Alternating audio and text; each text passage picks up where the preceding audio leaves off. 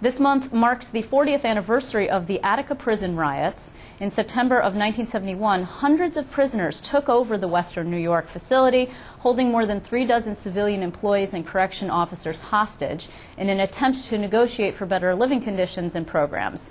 This uprising lasted 4 days, and it ended only after then-Governor Nelson Rockefeller authorized the state police to retake control of the prison.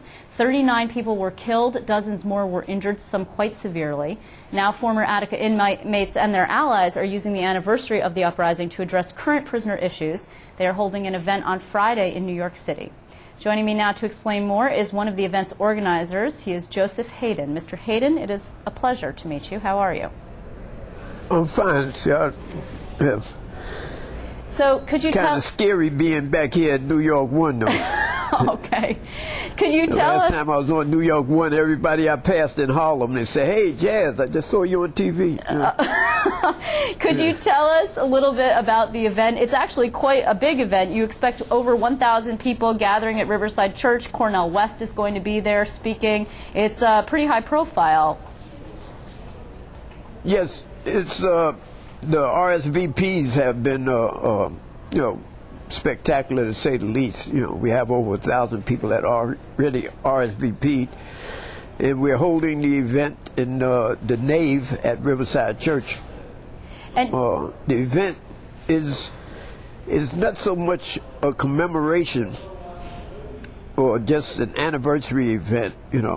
We're trying to take this to the next stage, and which is to launch a movement, a national movement. Mr. Hayden, what does that mean, a national movement? A national movement to advocate for prisoners' rights?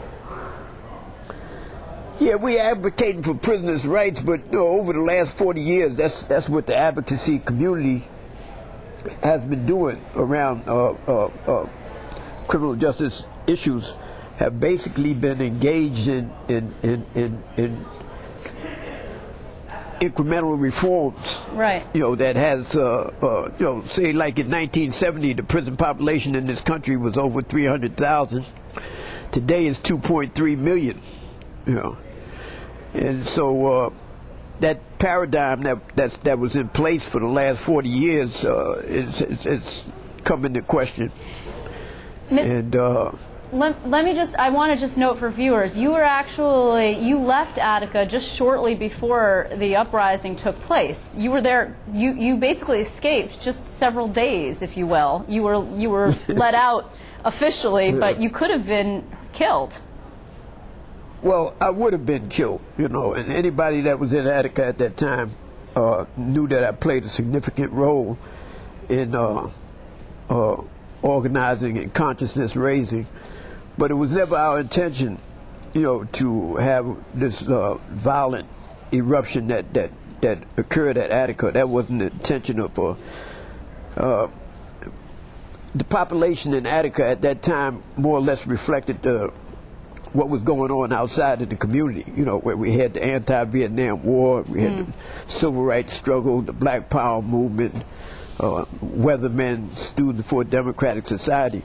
This is what the place was filled with. Right, right. So it kind of reflected the things that were taking place outside. It wasn't, that's what prisons do, Mr. Hayden, Governor Cuomo has made a movement to close some of the prisons in the state, and there are some folks who were involved at Attica who are hoping that he actually would close a maximum facility prison. He has not so far. I wonder if you believe that he should. Yeah, that's one of the requests or demands, depending on how you want to put it. Right. That we will be making at this event is that Attica should be dismantled. I mean, the loss of life in that place, and on one day, they say. That violence on that level, is very rare in American history. And I mean, to leave that place standing after what took place there, to prisoners, correction officers, and civilian staff there. You know, after that horror story that emerged on the 13th, I just don't see why they would want to keep that place open. You know. What would you prefer to see there? Would you prefer a memorial or a park? Well, if they want to put something there, they need to put something there that's going to benefit the upstate community there. You know, because Attica and all of those upstate rural prisons, you know, prisons essentially represent a jobs program there. Right.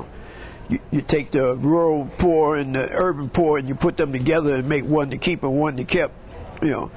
So we had this giant jobs program. So if we're going to begin to dismantle prisons, then we have to pour the same resources that we were pouring into prisons. We need to pour them into building caring communities. You know, communities where people have jobs, housing, education, health care, you know, access to opportunity. These are the things that we need to pour our resources into. And at the same time, we need to be dismantling this whole prison industrial complex, you know, because it produces none of the results it claims to it doesn't reduce crime, you know, it doesn't deter crime.